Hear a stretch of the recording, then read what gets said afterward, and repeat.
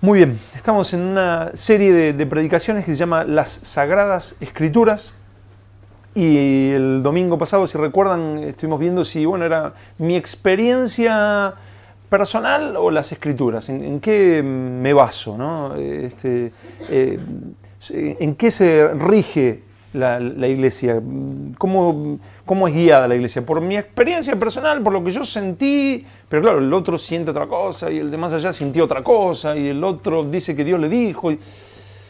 ¿Cómo hacemos? ¿O es en las Escrituras? Y en esta segunda parte, porque en la primera espero que haya quedado claro que no es en mi experiencia personal, sino en las Escrituras, en esta segunda parte vamos a ver, ¿podemos confiar en la Biblia? Es la pregunta, ¿no? ¿Podemos confiar en la Biblia? Vivimos en tiempos donde lamentablemente los mismos creyentes atacan a la palabra de Dios. Los mismos creyentes. Yo siempre digo que cuando uno confronta a alguien que ha predicado algo equivocado, cuando uno le empieza a confrontar, ¿no? Que la palabra dice, esa persona tiene dos opciones: o corrige, se arrepiente de haber predicado algo que está mal, o niega la palabra. Y en muchísimos casos, lamentablemente, me he encontrado con gente que en vez de arrepentirse porque está viendo que la palabra dice otra cosa, empiezan a negar la Biblia. Esto no lo hacen por casualidad, sino que la razón es la rebelión contra Dios. Si la Biblia no es la autoridad absoluta de la iglesia, cada uno puede hacer lo que mejor le parece, ¿verdad? No hay autoridad, pues somos libres, aleluya. Por lo que es muy necesario preguntarnos hoy, ¿podemos confiar en la Biblia? ¿Es un conjunto de libros donde Dios se revela al hombre o es un fraude? Fue inventado por hombres que tenían una doble intención, ¿no? Como decía Marx, la religión es el opio de los pueblos, ¿no? La Biblia, yo cuando no era cristiano pensaba, no, la Biblia fue hecha por hombres para dominar, para gobernar a los pueblos. ¿Es así? ¿O es la palabra de Dios escrita y es inerrante? Inerrante significa no tiene error. Hoy vamos a intentar de que la Biblia se defienda por sí sola. ¿Qué les parece? En vez de mi opinión, vamos a ver que la Biblia se defienda por sí sola, ¿sí? Para esto vamos a usar tres términos. Primer término, Biblia. La palabra Biblia no la vas a encontrar dentro de la Biblia. Es un término que se usó por primera vez, se cree, alrededor del año 150, en un libro escrito por uno de los primeros cristianos, que se llama Segunda de Clemente. Y proviene del latín, que es, Biblia es libros. Como son 66 libros, entonces se lo llamó Biblia. Segundo término, las Escrituras. Este término sí se utiliza dentro de la Biblia, o dentro de las Escrituras, por ejemplo en 2 de Timoteo 3:15, pero se utiliza varias veces. Y segundo término, la palabra de Dios. Por ejemplo en Juan 10:35 encontramos que la palabra de Dios y las Escrituras es lo mismo. Si quieren anotar, Juan 10:35. Así que vamos al ataque, a que la palabra de Dios, las Escrituras, la Biblia, se defienda por sí sola, ¿sí? A ver si podemos confiar en la Biblia. O no, la Biblia, ¿qué sabemos si realmente Dios inspiró las Escrituras? ¿Qué libro es? Yo qué sé si el Nuevo Testamento realmente es de Dios o no. Primero, un buen argumento. ¿Jesús creía en las Escrituras? Amén. Vamos a leer Mateo capítulo 5, versículos del 17 al 19. A ver si Jesús dice, no, yo todo, a mí me lo revela todo el Espíritu Santo. O no, yo soy Dios y me dejo, ¿cómo voy a confiar en las Escrituras? Si es algo tan difícil de confiar en algo así, yo qué sé vamos a ver qué dijo Jesús sobre las Escrituras. Mateo capítulo 5, versículos del 17 al 19. Dice, no penséis que he venido para abrogar la ley, para anular la ley, para dejar sin efecto la ley. No estoy rechazando la ley, ni se les ocurra ni por un segundo. No penséis que he venido para abrogar la ley o los profetas. No he venido para abrogar, sino para cumplir. para darle cumplimiento. Jesús muchas veces decía, es necesario que se cumpla lo que está escrito de mí. ¿A qué se refería? O sea, lo que estaba escrito en el antiguo pacto, en el Antiguo Testamento, lo que los profetas profetizaban, él venía a cumplirlo al pie de la letra. De hecho, cumplió 109 profecías de las 333 que se hicieron sobre él. Y el resto de las profecías se cumplirán en su segunda venida. Porque de cierto os digo que hasta que pasen el cielo y la tierra, ni una jota, ni una tilde, o sea, las letras más pequeñas del alfabeto hebreo, ni una jota, ni una tilde, pasará de la ley hasta que, ¿cuánto? Todo se haya cumplido. De manera que cualquiera que quebrante uno de estos mandamientos muy pequeños, y así enseñe a los hombres, muy pequeño será llamado en el reino de los cielos. Mas cualquiera que los haga y los enseñe, este será llamado grande en el reino de los cielos. ¿Estaba negando Jesús las Escrituras o estaba diciendo, yo creo en ellas y no se va a poder doblegar, quebrantar ni la letra más pequeña de la palabra? Y agrega algo, vamos a Lucas 16, versículos 16 y 17. Estábamos en Mateo, luego viene Marcos y luego Lucas. Lucas 16, versículos 16 y 17, donde nos amplía un poquito sobre si Jesús creía en las Escrituras. Dice, la ley y los profetas eran hasta Juan. Desde entonces el reino de Dios es anunciado y todos se esfuerzan por entrar en él. Pero más fácil es que pasen el cielo y la tierra que se frustre una tilde, la letra más pequeña de la ley. Lo que está diciendo ahí es, pero más fácil es que pasen, eso de que pasen, la nueva versión internacional, la otra versión de la Biblia, la nueva versión internacional, dice que desaparezcan. Y la versión Pesquita, otra versión, dice que dejen de ser. O sea, es más fácil que deje de ser el cielo y la tierra a que se frustre la parte más pequeña de las Escrituras. O sea, que esperen, si ustedes piensan que la Biblia se puede romper o destruir, o sea, no estoy hablando del libro, sino de las Escrituras, la palabra de Dios escrita, es más fácil que de repente ahora el cielo haga ¡brum!, a que se frustre la letra más pequeña de las Escrituras. Y eso de que se frustre, lo encontramos, dice que se frustre una tilde de la ley, es la palabra griega pipto, o sea, caer, perecer. Es más fácil que el cielo ahora se venga abajo a que la letra más pequeña de las Escrituras deje de cumplir su función. Eso es lo que está diciendo Jesús. O sea, que si tú dices, no, pero quizás le han arrancado partes o le han agregado, o quizás, ¿sí? Bueno, espera primero que caiga el cielo y después hablamos de la letra más pequeña de las Escrituras. Lo volvemos a leer. Pero es más fácil que pasen, que desaparezcan, que dejen de ser. Es más fácil que pasen el cielo y la tierra, que se frustre, o sea, que perezca una tilde de la ley. Eso es lo que pensaba, lo que creía Jesús sobre las Escrituras, sobre la palabra de Dios escrita.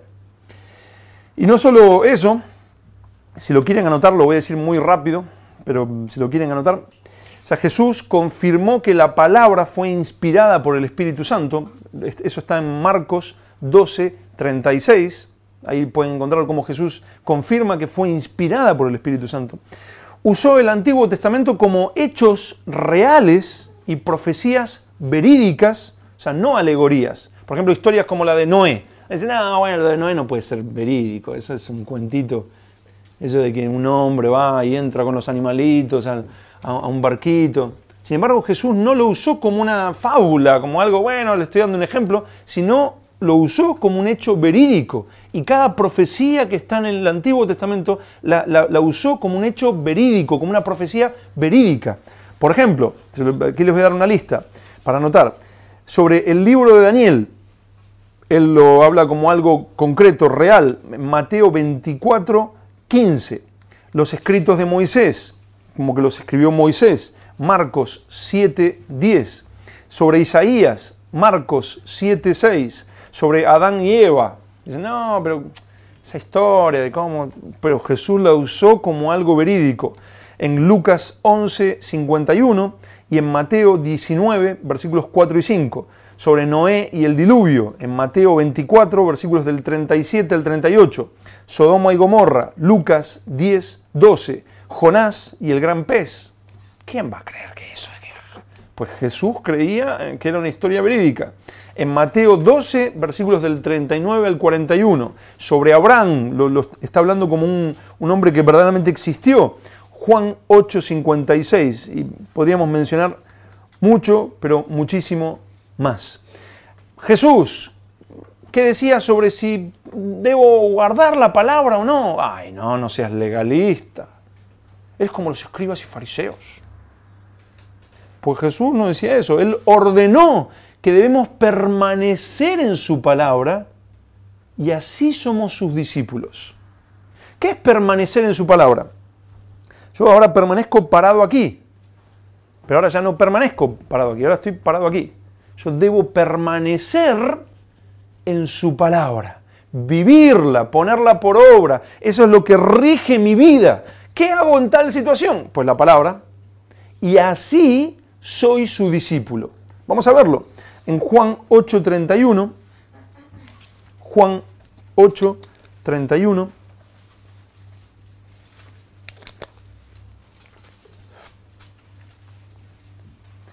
Dijo entonces Jesús a los judíos que habían creído en él.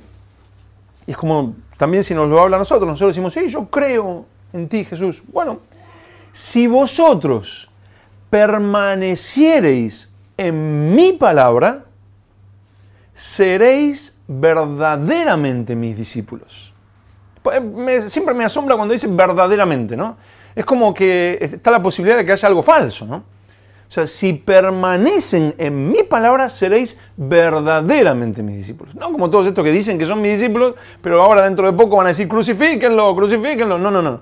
Si permanecen en mi palabra, son verdaderamente mis seguidores. Discípulo es una palabra que está mostrando eso. Él era el maestro y tenía sus alumnos, sus estudiantes, sus seguidores. No era simplemente uno que, como íbamos al colegio, y pum, pum, pum, sino aprendo para ponerlo por obra. Si permaneces en su palabra, eres verdaderamente su discípulo. Pregunto, si no permaneces o si no permanecemos en su palabra, ¿soy su discípulo? Si no conozco la palabra, ¿cómo voy a permanecer en su palabra? Si menosprecio su palabra, si no la leo, si no la estudio, si no la conozco, si no la predico, pues no soy su discípulo. Es lo que está diciendo ahí. Lo mismo lo encontramos vamos a Primera de Juan capítulo 2, versículos 4 y 5. Primera de Juan capítulo 2, versículos 4 y 5. O sea que si vivo en mis propios planes, en mi propia versión, yo creo que Dios es... Ay, mi Dios no es así. Pues no sé cómo es tu Dios, pero hay un solo Dios, creador de los cielos y de la tierra. El único y sabio Dios es el que nos dice cómo es en su palabra, cómo se ha revelado. Por supuesto, el Espíritu Santo nos revela a Dios, nos da certeza de Dios, nos da certeza de que somos hijos de Dios, nos revela su palabra, pero siempre es conforme a lo que el Espíritu Santo ya reveló en la palabra. Nunca es contrario.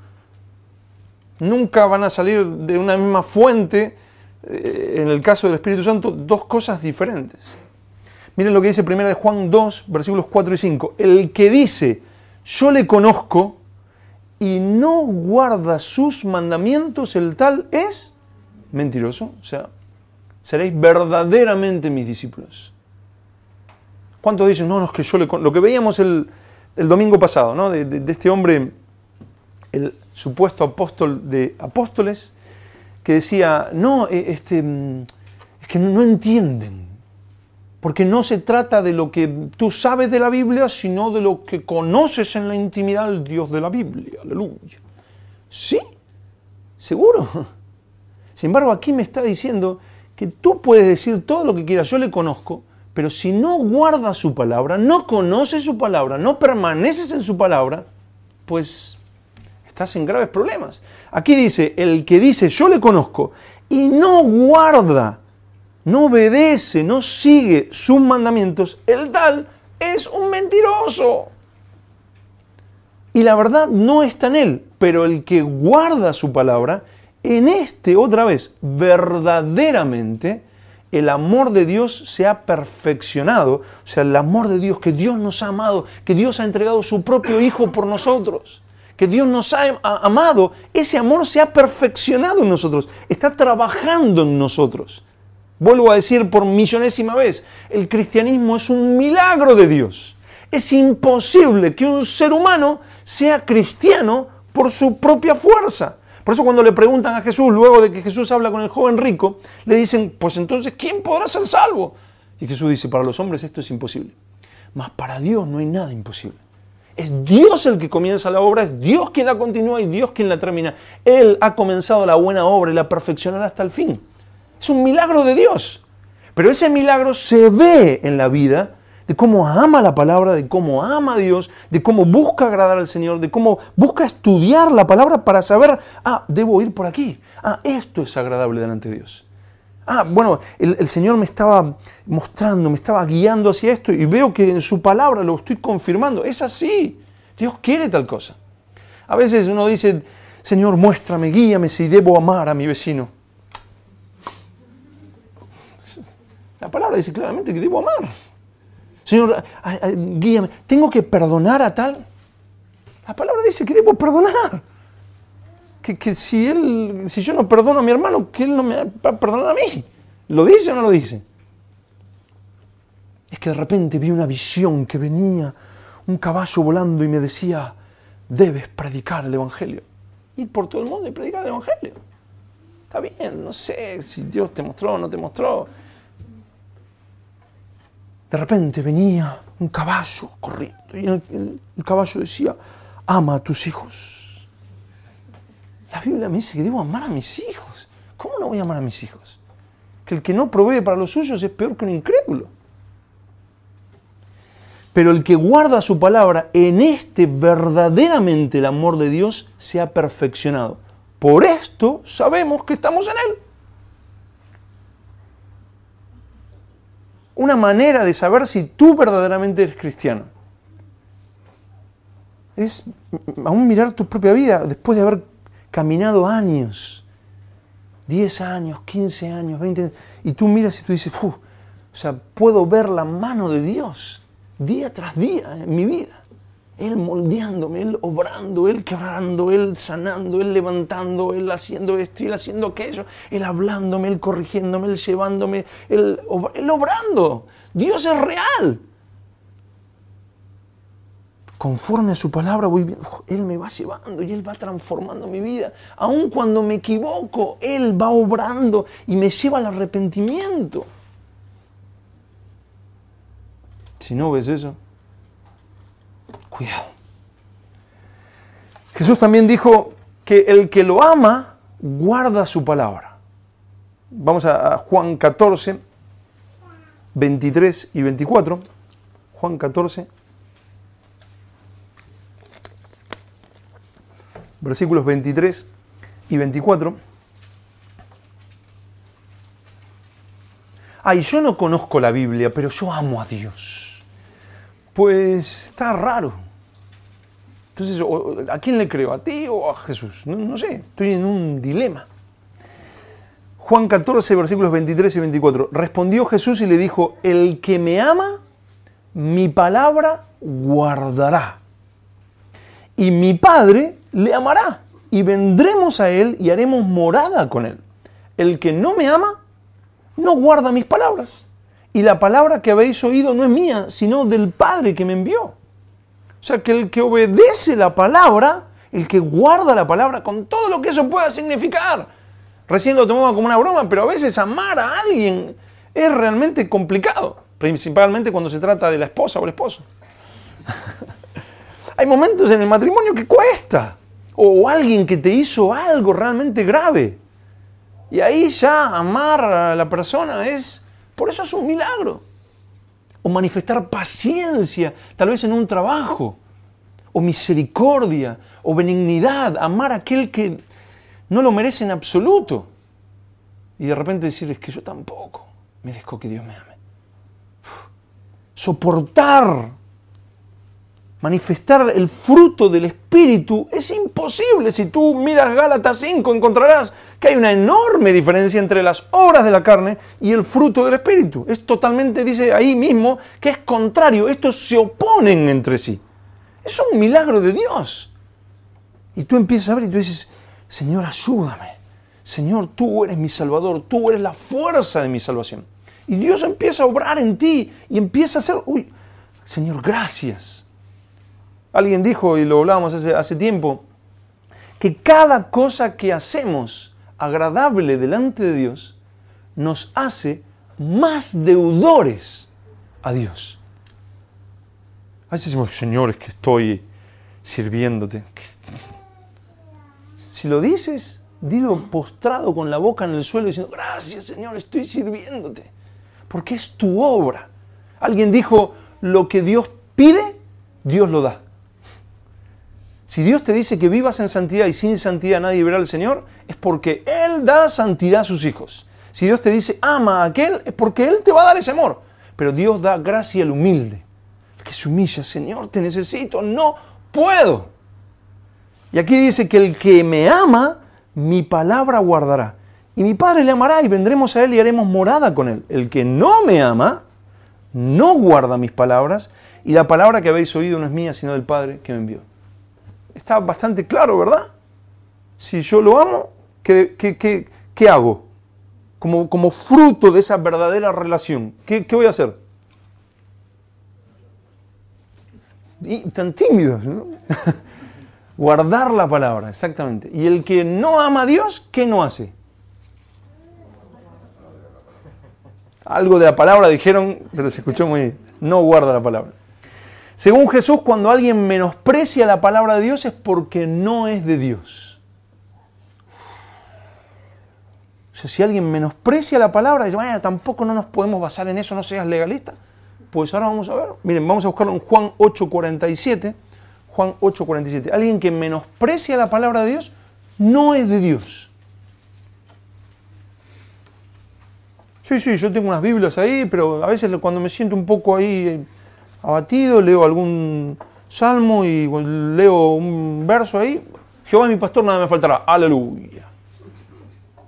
Él se hizo pobre para que nosotros fuésemos enriquecidos. Les encanta eso, ¿no? Y lo tuercen y dicen, eso significa que ahora debemos andar en el mejor coche, lo mejor de lo mejor tenemos que tener. Miren lo que dice Jesús, Juan 8:47. El que es de Dios, las palabras de Dios oye. Por esto no las oís vosotros, porque no sois de Dios. O sea que la persona que dice, sí, la Biblia. Sí, bueno, no, yo, el Espíritu, vamos a pasar todos aquí adelante y todos a recibir, rama, y empezamos a hablar en lengua, y la gente cae. Todo. ¿Y por qué no predican la Biblia? Y porque eso es letra, la letra mata, pero el Espíritu vivifica. Aleluya. ¿Será así? Miren lo que dice. El que es de Dios, las palabras de Dios oye, por esto no las oís vosotros, porque no sois de Dios. Por el contrario, el que es de Dios lee las Escrituras y sabe que provienen de Dios. Vamos a Juan 7, versículos 16 y 17. Juan 7, versículos 16 y 17. Ya ahora no oímos a Jesús en persona, no lo tenemos aquí a Jesús entre nosotros. Jesús, siéntate aquí, ven. O sea, ahora tenemos sus palabras escritas, ¿no? Mira, Jesús 7, no. Juan 7, 16 y 17 dice, Jesús le respondió y dijo, mi doctrina no es mía, sino de aquel que me envió. El que quiera hacer la voluntad de Dios, conocerá si la doctrina es de Dios o si yo hablo por mi propia cuenta. Esa es una gran clave. Cuando tú no tienes ni idea cuál es la voluntad de Dios para tu vida, es que tú estás luchando con Dios. Pero cuando tú te sujetas a Dios y tú dices, Señor, lo que tú quieras, tu voluntad, mi vida está rendida a ti, tú eres Señor. A veces le decimos, Señor, haz lo que yo quiero. Entonces no me digas Señor. Jesús dijo, ¿por qué me llamáis Señor, Señor y no hacéis lo que yo os mando? Pero cuando tú te rindes a Él y cuando tú verdaderamente vas a la palabra diciendo, Señor, yo quiero servirte, quiero seguirte, esa persona sabe que la palabra de Dios es la palabra de Dios y no de hombres. Ahora, el que quiere hacer su propia voluntad dice, yo no sé si la Biblia realmente es... Por eso vamos a predicar la guía de teléfono, el Don Quijote, ¿qué les parece? ¿Sí? O algún libro de psicología, están muy lindos hoy, están de moda. Jesús mismo dio testimonio de que la palabra es verdad. Ya que estamos viendo a ver si Jesús creía en las Escrituras, ¿no? ¿Ustedes creen que Jesús dijo que la palabra de Dios es verdad? Vamos a Juan 17, 17. Juan 17, 17 está haciendo esa oración final de intercesión por todos nosotros, hablando con su Padre, y en medio de esa oración de Jesús con su Padre, en Juan 17, 17 dice, santifícalos en tu verdad, tu palabra es verdad. Él dio testimonio. Es como si, no sé, tú estás por ahí parado, viene un choque, ¡pum! Un coche choca contra otro y tú viste todo. Viene la policía y te dice, ¿tú eres testigo? ¿Tú lo has visto? Sí. Bueno, tú vas a dar testimonio de lo que has visto. Entonces tú dices, bueno, yo estaba parado así, estaba tomándome una Coca-Cola, vino un coche, golpeó contra otro, este fue el que lo golpeó al otro. Tú estás dando testimonio, eres testigo. Jesús vino a dar testimonio de la verdad. Y dijo, tu palabra es verdad. Jesús mismo estaba dando testimonio de si era verdad o no. Por ejemplo, la palabra de Dios. Tu palabra es verdad. Entonces, cuando tenemos las Escrituras, la palabra de Dios, la Biblia, decimos, Jesús dio testimonio sobre esto y dijo que era verdad. Y miren, algo llamativo, interesante con respecto a esto, es que la copia más antigua que tenemos del Nuevo Testamento, o sea, no sé si saben, hay más de 5.000 manuscritos diferentes del Nuevo Testamento antiguos. La copia más antigua que tenemos del Nuevo Testamento se le llama P52, el papiro 52. Y es una porción realmente muy pequeña. Apenas tiene 6 versículos. Y se cree que más o menos fue escrito entre el año 110, 125, más o menos. O sea, apenas unas décadas después de que Juan escribiera el Evangelio de Juan, tenemos una porción. Y yo digo, qué fuerte, ¿no? O sea, ¿qué dirá? ¿Por qué el Señor nos permitió tener ese pedacito del Evangelio de Juan? ¿Qué dirá ahí? Son solo 6 versículos. Es lo más antiguo que tenemos. Y miren, oh casualidad, ¿qué es lo que dice? Es Juan 18, del 31 al 34, y versículos 37 y 38. Son apenas 6 versículos. Juan 18, 31 al 34. Tenemos ahí. Dice, entonces les dijo, ya Jesús estaba ante Pilato, ¿no? Entonces les dijo Pilato, tomadle vosotros y juzgadle según vuestra ley. Y los judíos le dijeron, a nosotros no nos está permitido dar muerte a nadie, para que se cumpliese la palabra que Jesús había dicho, dando a entender de qué muerte iba a morir. Entonces Pilato volvió a entrar en el pretorio y llamó a Jesús y le dijo, ¿eres tú el rey de los judíos? Jesús le respondió, ¿dices tú esto por ti mismo o te lo han dicho otros de mí? Ahí tenemos el 31, el 32, el 33 y el 34. Este papiro salta hasta el 37 y 38. Le dijo entonces Pilato, ¿luego eres tú rey? Respondió Jesús, tú dices que yo soy rey. Yo para esto he nacido y para esto he venido al mundo, para dar testimonio a la verdad. Todo aquel que es de la verdad, oye mi voz. Le dijo Pilato, ¿qué es la verdad? Y cuando hubo dicho esto, salió otra vez a los judíos y les dijo, yo no hallo en él ningún delito. ¿Qué dijo Jesús? Para esto he venido al mundo, para dar testimonio a la verdad. La nueva versión internacional y la Biblia de las Américas, como muchas otras, en vez de decir testimonio a la verdad, dice testimonio de la verdad. Para esto he venido al mundo, para dar testimonio de la verdad. Para decir cuál es la verdad. ¿Qué es la verdad? ¿Y qué dijo Jesús?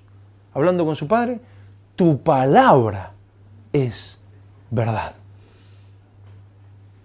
El tema es, ¿le creemos a Jesús? ¿Qué dicen? Él vino a dar testimonio de la verdad. ¿Crees en el testimonio de Jesús? ¿O no? ¿Qué la Biblia va a hacer? Si quieren anotar en Lucas 24, 27, anótenlo ahí, luego lo leen en sus casas.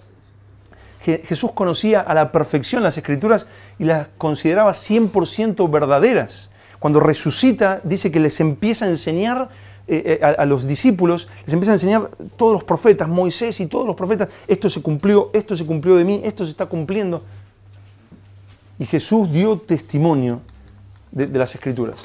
Por si hay algún incrédulo y no cree en el testimonio de Jesús, saben que otra forma, aunque no tan buena como la que acabamos de ver si podemos confiar en la Biblia, es la arqueología. Cada dato, fecha, nombre y contexto histórico que la Biblia menciona en 66 libros de 31.173 versículos, cada dato, cada fecha, cada nombre, cada contexto cultural e histórico es exacto y confirmado con registros de otras culturas y descubrimientos arqueológicos. Por ejemplo, el muy famoso arqueólogo Nelson Gluck dijo esto, después de investigar en la arqueología, de encontrar, por ejemplo, hay pruebas del diluvio, pruebas hasta cansarse en las capas de la tierra, hay pruebas hasta de los muros de Jericó, hay pruebas de todo tipo de la palabra, cada cosa que la han querido negar, luego los arqueólogos encontraron que la Biblia tenía razón, y de hecho hay un libro que se llama Y la Biblia tenía razón. Y este arqueólogo dice, efectivamente puede expresarse de manera categórica y clara, ningún descubrimiento arqueológico ha negado jamás una sola referencia bíblica. Muchísimos son los hallazgos arqueológicos que confirman declaraciones históricas de la Biblia con detalle exacto. Otra prueba, otra muestra, otro argumento es la ciencia. En la Biblia encontramos datos científicos miles de años antes de que el hombre lo descubriera a través de la ciencia.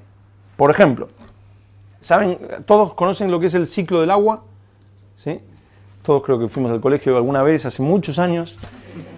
El ciclo del agua es algo que en el siglo XVI y XVII se fue como confirmando, ¿no? O sea que es muy sencillo, lo que llueve de las nubes, cae agua, en la lluvia cae agua, esa agua cae en la tierra y lo que cae en los ríos van al mar, pero luego eso se evapora, vuelve a los cielos y vuelve el ciclo del agua. ¿Sí? Lo expliqué de una manera muy sencilla.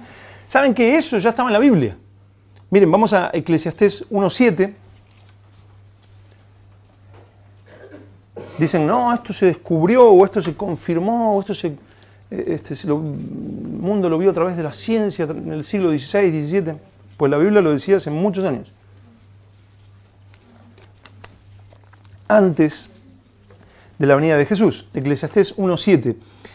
¿Lo tienen todos? ¿Sí? Dice, los ríos todos van al mar. Los ríos todos van al mar. Y el mar no se llena, porque eso es algo que es raro, ¿no? O sea, como si todos los ríos van al mar y el mar tendría que cada vez estar más grandote y los ríos desaparecer, ¿verdad? Los ríos todos van al mar y el mar no se llena. Al lugar de donde los ríos vinieron, allí vuelven para correr de nuevo. O sea los ríos van al mar, pero al lugar de donde los ríos vinieron, vuelven. Vamos a Job 36.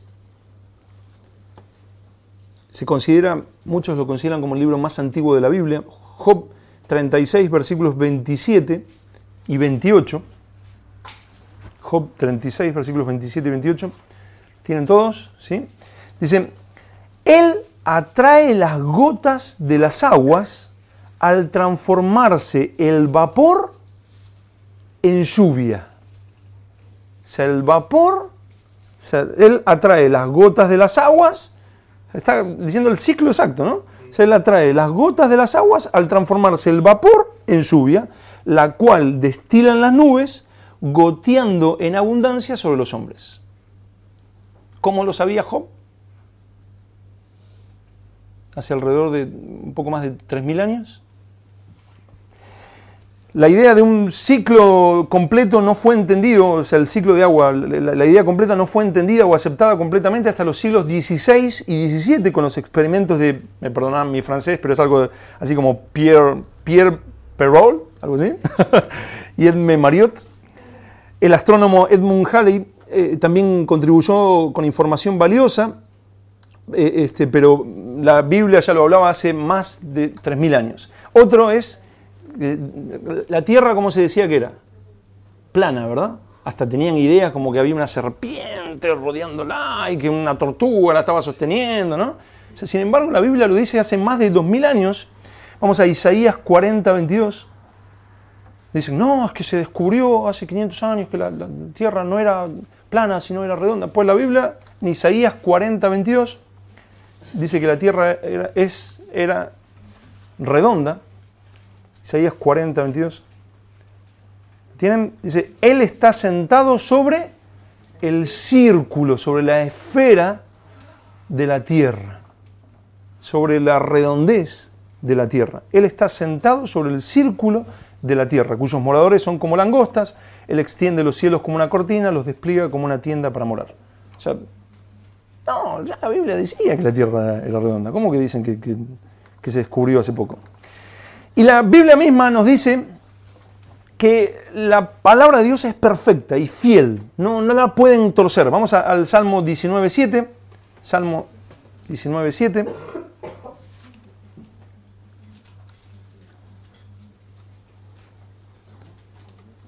Da testimonio de sí misma la palabra de Dios y nos dice, no, es perfecta, es fiel. El tema está a quien le creo, ¿verdad? Pero yo le creo a la Biblia.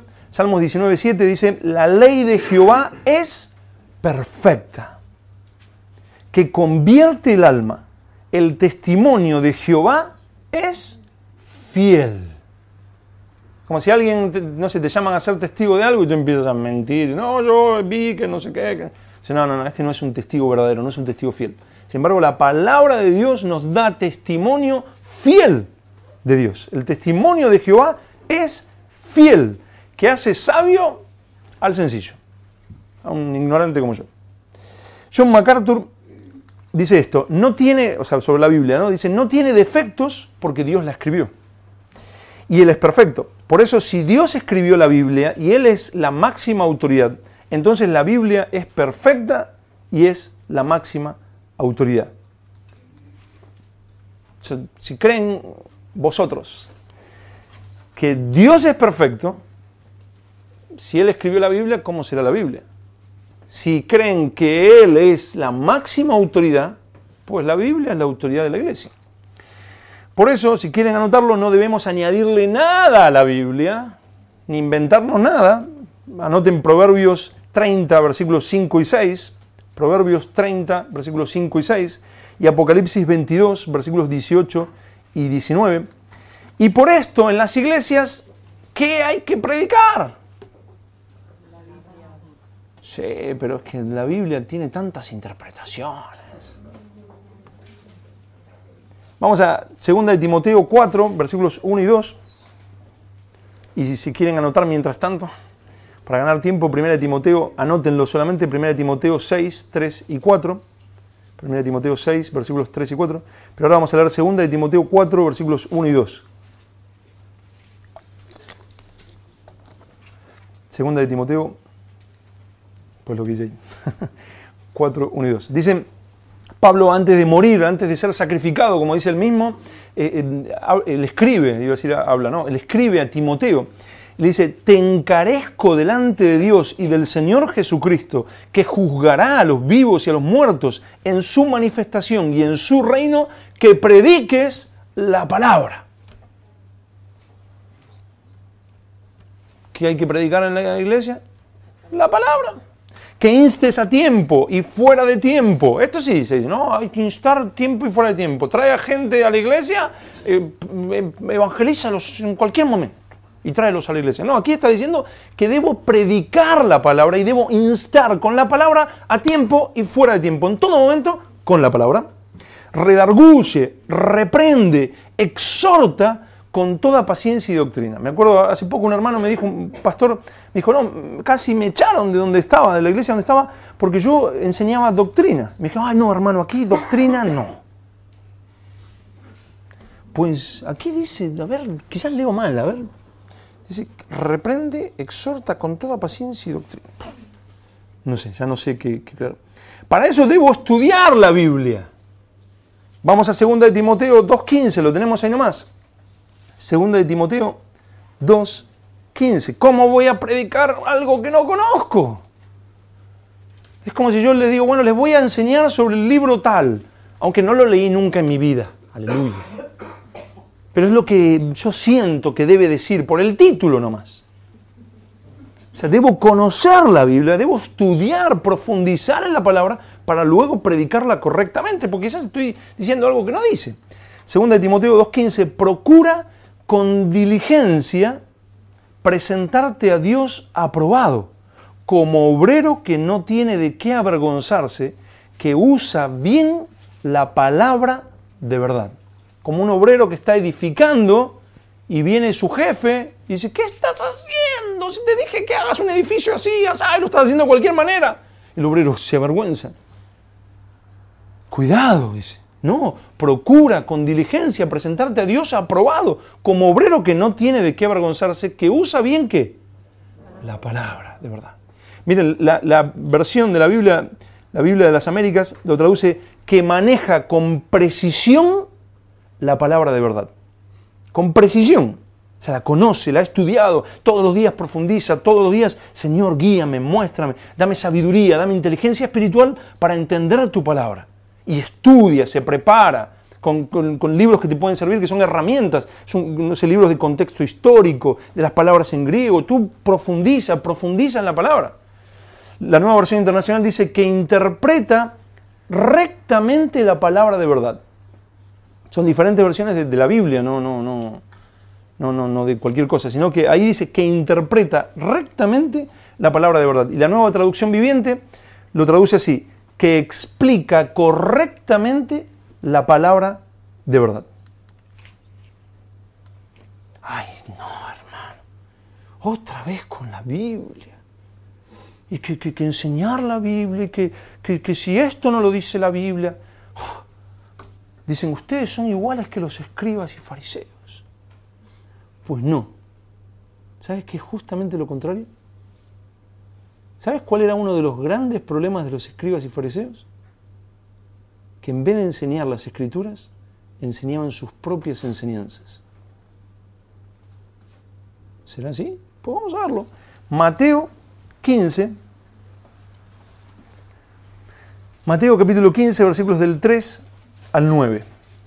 Mateo 15, del 3 al 9. En vez de enseñar las escrituras, en vez de enseñar lo que la palabra dice, los escribas y fariseos enseñaban lo que a ellos les parecía. A eso se les llamaba tradición oral. La tradición escrita eran las escrituras, pero ellos tenían su propia tradición oral. ¿Qué era la tradición oral? Pues yo le hablo a Paco, le digo, mira Paco, Dios es tal cosa y tal otra. Entonces Paco va y se lo enseña a Jonathan, Jonathan va y se lo enseña a Marcos, Marcos se lo enseña al otro. La tradición oral. Ellos tenían su propia tradición oral y enseñaban su propia tradición oral. Vamos a verlo. Mateo 15, del 3 al 9. Respondiendo él les dijo, o sea Jesús, a los escribas y fariseos, les responde esto. ¿Por qué también vosotros quebrantáis el mandamiento de Dios por vuestra tradición? O sea, quebrantaban la palabra de Dios por su propia tradición. Es como si la palabra dice, debes, no sé, amar a tu esposa. La Biblia dice eso, pero yo le digo a Paco, yo recibí del Señor, el Señor me estuvo hablando y me dijo que no es necesario amar a la esposa. Entonces él, tiene la disyuntiva, ¿qué hago? ¿Sigo lo que dice la Biblia? Que dice que debo amar a mi esposa como Cristo amó la iglesia, o no, Luis me da la tradición oral. Entonces él, desobediente, va y enseña eso. Y le dice a Marcos, no debes amar a tu esposa. ¿Por qué? Porque lo recibí como tradición oral. Estoy negando la Biblia por mi propia tradición, por mis propias enseñanzas. ¿Qué dice ahí? Porque también vosotros quebrantáis el mandamiento de Dios por vuestra tradición. Porque Dios mandó diciendo, honra a tu padre y a tu madre, y el que maldiga al padre o a la madre muere irremisiblemente. Eso es lo que decía la Biblia, lo que dicen las Escrituras en el Antiguo Testamento.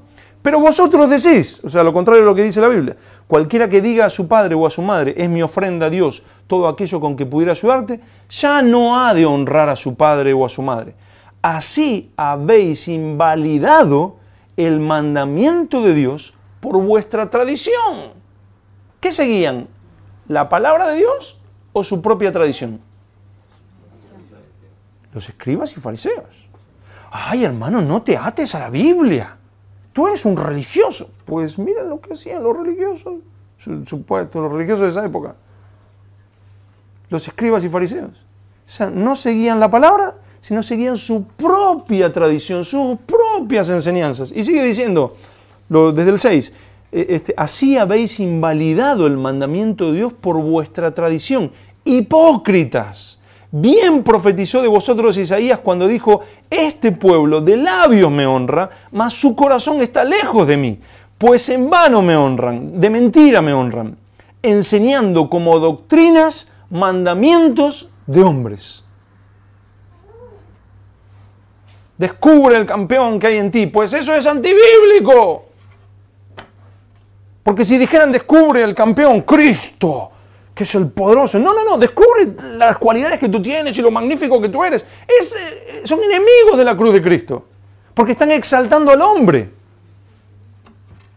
Y cuando enseñan psicología y enseñan desarrollo personal y enseñan pacta con Dios, todo es mandamiento de hombres, enseñanza de hombres contrarias a la palabra. Y nosotros decimos, volvamos a la Biblia, volvamos a las Escrituras. Ay, hermano, a mí el Espíritu me reveló. Pues no sé qué Espíritu, porque está yendo contra la Biblia. Y estás haciendo lo mismo, tú estás haciendo lo mismo que los escribas y fariseos. Invalidas el mandamiento de Dios siguiendo enseñanzas de hombres. Pues por favor no nos acusen más de seguir la Biblia. No hablo de ustedes, sino de gente que lo dice. Seguimos la Biblia, lo que Jesús nos decía. No invaliden el mandamiento de Dios, no sean hipócritas. Porque toda su religión es falsa, porque siguen enseñanzas de hombres. ¿Qué está de moda ahora? Pues el mundo tiene de moda el desarrollo personal, pues el Espíritu me ha revelado que ahora hay que hablar de desarrollo personal. Y el último argumento, la soberanía de Dios. ¿Podemos confiar en la Biblia? Primero, Dios existe. Segundo, Dios existe y es todopoderoso y es soberano. Así que si Dios existe y es todopoderoso y es soberano, ¿habrá alguien que pueda cambiar lo que Él quiera que exista como su palabra a los hombres? Lo vuelvo a decir, Dios existe, ¿lo creen? Dios existe y es todopoderoso, no hay nada que Él no pueda hacer, y es soberano. Así que si Dios existe y es soberano y es todopoderoso, ¿habrá algo que los hombres puedan hacer para cambiar lo que Él quiere que permanezca fiel como su testimonio? Pues para mí es el argumento más claro. Lo que Él quiso dejarnos como su palabra revelada, nadie la puede destruir o nadie lo puede destruir. Lo que Él quiso dejarnos. Él ha mantenido su palabra fiel a lo largo de la historia, simplemente porque Él es el Dios todopoderoso. Vamos a verlo y ya casi terminamos. Isaías 43:13. Si Él es soberano, si Él es todopoderoso, ¿quién podrá torcer lo que Él ha determinado que sea? Su palabra. Isaías 43:13. ¿Entienden todos? Sí. Dicen, aún antes que hubiera día, yo era.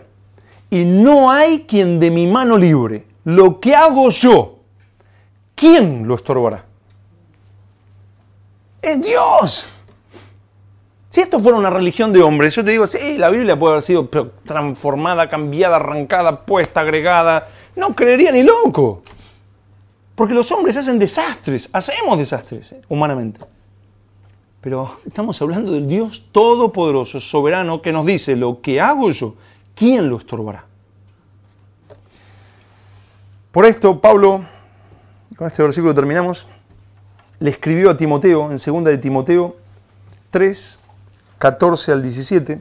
2 de Timoteo 3, 14 al 17. Luego de describir el engaño y la apostasía de los últimos tiempos, recuerdan en 2 de Timoteo 3 que dice, también debes saber esto, que vendrán hombres, son tiempos peligrosos y vendrán hombres amadores de sí mismos, avaros, todo lo que hoy se ve.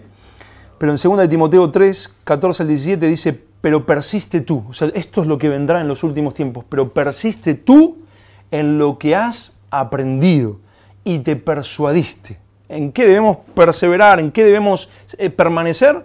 En lo que has aprendido y te persuadiste, sabiendo de quién has aprendido y que desde la niñez has sabido las sagradas escrituras, las cuales te pueden hacer sabio. Recuerdan que decía que la ley de Jehová, el testimonio del Señor es fiel y hace sabio al sencillo.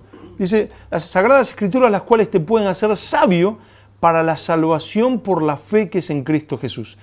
Toda la escritura es exhalada, inspirada, eso es lo que está diciendo, es inspirada, exhalada por Dios y útil para enseñar, para redarguir, para corregir, para instruir en justicia, a fin de que el hombre de Dios sea perfecto, enteramente preparado para toda buena obra. Yo digo, si la Biblia dice estas cosas de sí misma, yo prefiero creerle a las Escrituras, prefiero enseñar las Escrituras, prefiero obedecer las Escrituras y seguir así a Cristo y ser su discípulo.